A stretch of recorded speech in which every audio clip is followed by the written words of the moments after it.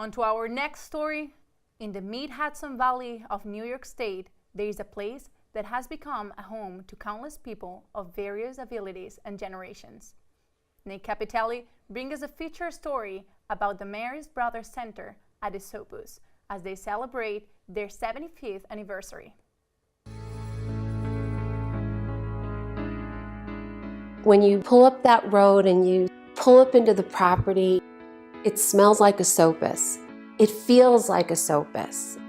Whether it's fresh grass or the spirit of all good here, it makes you know you're home.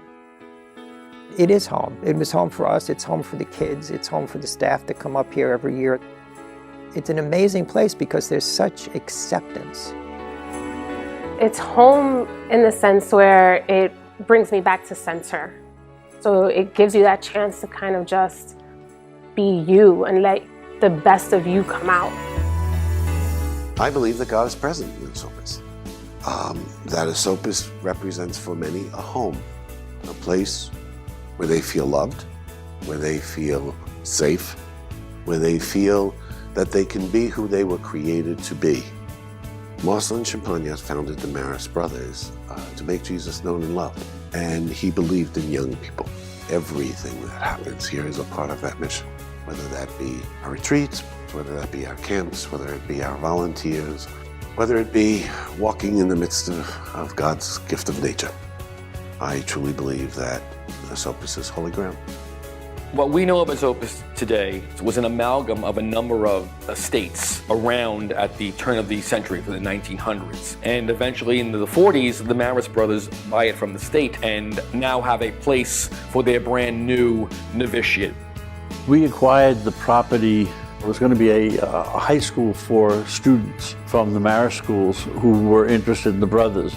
Esopus went from being a high school to being an opportunity for young people to come on retreat, to come to know who God is in their lives, to explore and build their relationships with others, and really to challenge them to, become someone that's going to make this world a much better place.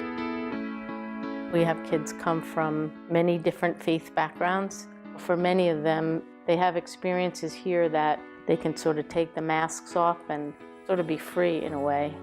So I think that's huge in the formation of a young person, that they have that time to really relax and just be themselves. There's a peace that this place brings to their lives that I can't put into words.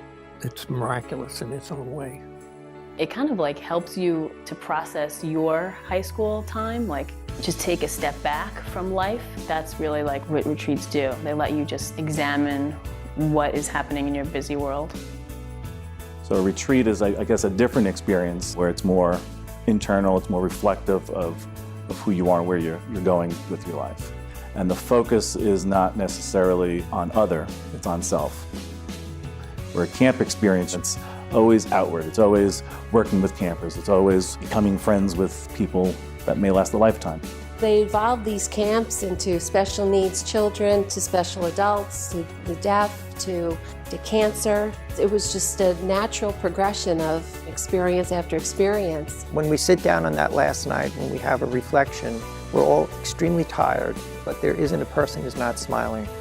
We talk about how happy the kids were during the course of the week and how happy we are that the week went so well and that our kids had an opportunity. The impact of camp on my life was huge. It taught me a lot of my first year. I learned how to ride a bike, I learned how to swim, I caught my first fish up at camp. It's a place where I just can go and have fun and be a kid and it never gets old. You are here for this week and you are serving and you are giving. It is nothing compared to what you're getting back.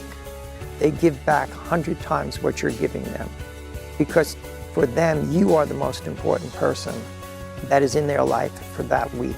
It is the one place in this world that she is totally accepted for who she is and what she does.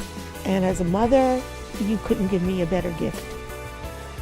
As I think back on 75 years, the word that comes to mind most is gratitude. We could never list or thank all the people that did it.